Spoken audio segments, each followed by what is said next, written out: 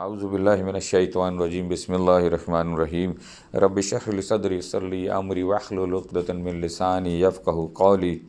آج کا درس رمضان المبارک کے حوالے سے کیا جائے گا، جس میں ہم رمضان المبارک کے آداب کے حوالے سے پڑھیں گے اور کوشش کریں گے کہ ان چیزوں کو بہتر طریقے سے پورے رمضان میں عمل کیا جائے اور رمضان کے مہینے میں نیک عمل کر کے انشاءاللہ اللہ تعالی ہم سب کو بہتر اجر عطا فرمائے۔ رمضان المبارک کا شان استقبال کرنے کے لیے شعبان ہی سے ذہن کو تیار کیا جاتا ہے اور کرنا بھی چاہیے۔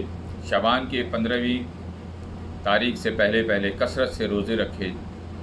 حضرت عائشہ صدیقہ کا بیان ہے کہ نبی کریم صلی اللہ علیہ وآلہ وسلم سب مہینوں سے زیادہ شعبان کے مہینے میں روزہ رکھا کرتے تھے۔ جب رمضان کا مہینہ کو چاہیے کہ پورے اہتمام اور اشتیاق کے ساتھ رمضان المبارک کا چاند دیکھیں اور اس کو دیکھنے کی کوشش کریں، اور جب آپ کو چاند دکھے تو یہ دعا پڑھا کریں کہ اللہ اکبر اللہم احلہ علینا بالامن والایمان والسلامت والاسلام والتوفیق لما تحب ربنا و ترضا ربنا و ربک اللہ۔ خدا سب سے بڑا ہے، الہی یہ چاند ہمارے لیے امن و امان و سلامتی اور اسلام کا چاند بنا کر طلوع فرما، اور ان کاموں کی توفیق کے ساتھ جو تجھے محبوب اور پسند ہے۔ رمضان میں عبادات سے خصوصی شغف پیدا کیجیے، فرضی نمازوں کے علاوہ نوافل کا بھی خصوصی اہتمام کیجیے اور زیادہ سے زیادہ نیکی کمانے کے لیے کمر بستہ ہو جائیں۔ یہ عظمت و برکت والا مہینہ اللہ کے خصوصی عنایت اور رحمت کا مہینہ ہے۔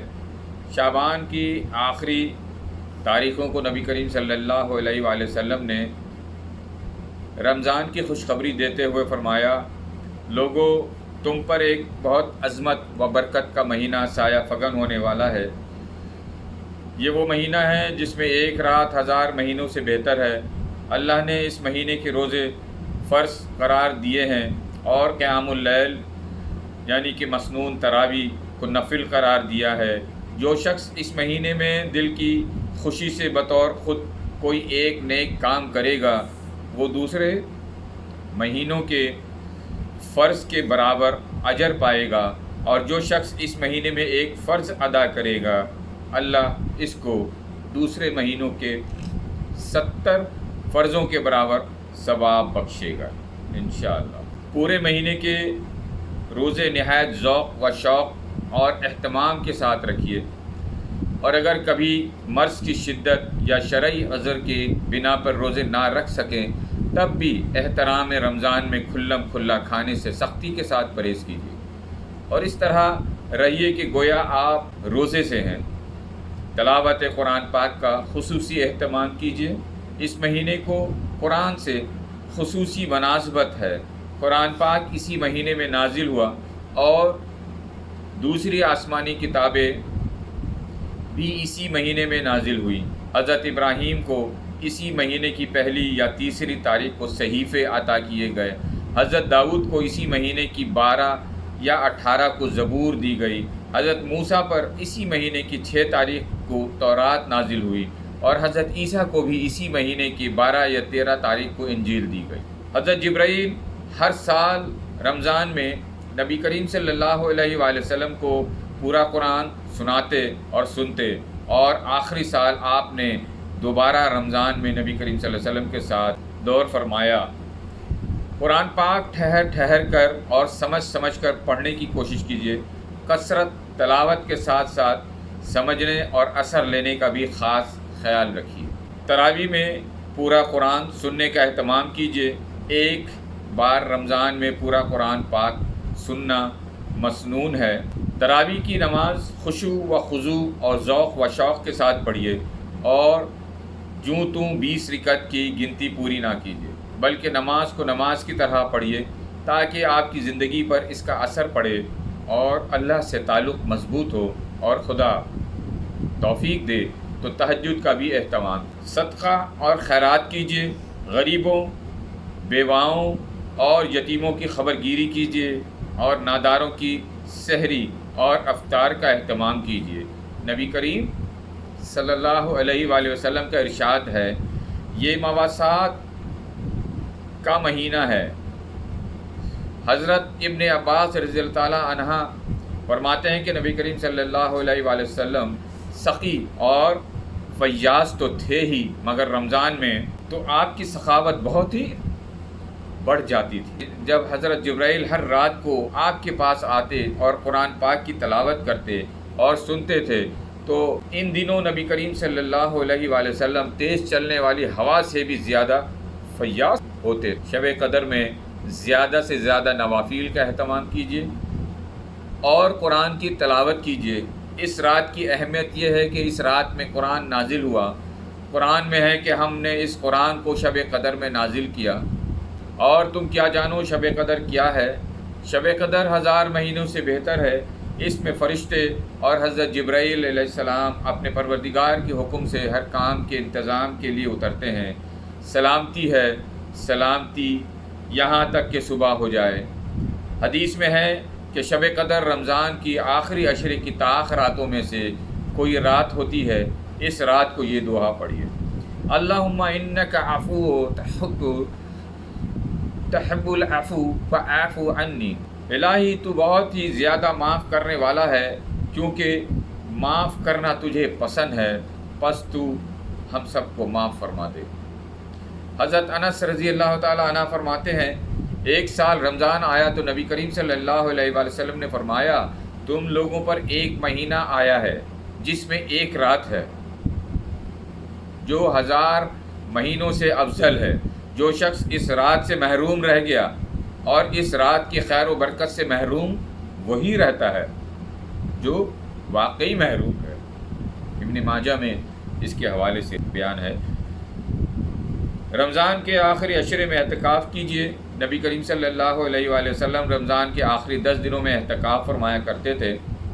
حضرت عائشہ رضی اللہ تعالیٰ عنہ کا بیان ہے کہ رمضان کا آخری عشرہ آتا تو نبی کریم صلی اللہ علیہ وآلہ وسلم راتوں کو زیادہ سے زیادہ جاگ کر عبادت فرماتے اور گھر والوں کو بھی جگانے کا اہتمام کرتے اور پورے جوش اور انہماک کے ساتھ اللہ کی بندگی میں لگ جاتے۔ رمضان میں لوگوں کے ساتھ نہایت نرمی اور شفقت کا سلوک کیجیے۔ ملازمین کو زیادہ سے زیادہ سہولتیں دیجیے اور فراخ دلی کے ساتھ ان کی ضرورتیں پوری کیجیے، اور گھر والوں کے ساتھ بھی رحمت اور فیاضی کا برتاؤ۔ نہایت عاجزی اور ذوق و شوق کے ساتھ زیادہ دعائیں کیجیے۔ درد منشور میں ہے کہ جب رمضان کا مبارک مہینہ آتا تو نبی کریم صلی اللہ علیہ وآلہ وسلم کا رنگ بدل جاتا تھا اور نماز میں اضافہ ہو جاتا تھا اور دعا میں بہت عاجزی فرماتے تھے اور خوف بہت زیادہ غالب ہو جاتا تھا۔ اور حدیث میں ہے کہ خدا رمضان میں عرش اٹھانے والے فرشتوں کو حکم دیتا ہے کہ اپنی عبادت چھوڑ دو، روزہ رکھنے والوں کی دعاؤں پر آمین کہو۔ صدقہ فطر دل کی رغبت کے ساتھ پورے اہتمام کے ساتھ ادا کیجیے اور عید کی نماز سے پہلے ادا کر دیجیے، بلکہ اتنا پہلے ادا کیجیے کہ حاجت مند اور نادار لوگ بسہولت عید کی ضروریات مہیا کر سکیں اور وہ بھی سب کے سب عیدگاہ جا سکیں اور عید کی خوشیوں میں شریک ہو سکیں۔ حدیث میں آتا ہے کہ نبی کریم صلی اللہ علیہ وآلہ وسلم نے صدقہ فطر امت کے لیے اس لیے ضروری قرار دیا تاکہ وہ ان بیہودہ اور ان فحش باتوں کا جو روزے دار سے سرزد ہو گئی ہے کفارہ بنے اور غریبوں اور مسکینوں کے کھانے کا انتظام ہو جائے۔ رمضان کے مبارک دنوں میں خود زیادہ سے زیادہ نیکی کمانے کے ساتھ ساتھ دوسروں کو بھی نہایت سوز طرب، نرمی اور حکمت کے ساتھ نیکی اور خیر کے کام کرنے پر ابھاریے تاکہ پوری فضا پر خدا ترسی، خیر پسندی اور بھلائی کے جذبات چھائے رہیں اور معاشرے میں ज़्यादा से ज़्यादा रमज़ान की बेश बहा बरकतों से लोग फ़ायदा उठा सकें इंशाअल्लाह। जज़ाकल्लाह खैर। इंशाअल्लाह उम्मीद करते हैं कि रमज़ान के महीना के दिन जैसे ही शुरू होते हैं, 3 दिन के बाद इंशाअल्लाह रमज़ान की आमद है। तो जैसे ही रमज़ान के दिन शुरू होते हैं, जो कुछ भी हमने आज इसमें पढ़ा है, इंशाअल्लाह अल्लाह ताला की मदद से हम सब ये कोशिश करें कि हम इस पे अमल करें और रमज़ान को इसी तरह से हम गुजारें जिस तरह से रमज़ान को गुजारना चाहिए, जैसे अहकामात हैं, ताकि अल्लाह की खुशनुदी हासिल हो सके। ये महीना अल्लाह का महीना है और हमारी इबादत का बेहतरीन सिला देने वाला वही ज़ात है जो कुन फ़यकून का मालिक है और हम सब का खालिक व मालिक है। तो अपने खालिक की खुशनुदी के लिए हम सबको चाहिए कि इस महीने के रोज़े रखें, अच्छी तरह से इबादत करें इसमें और अल्लाह को राज़ी करने की कोशिश करें। आमीन।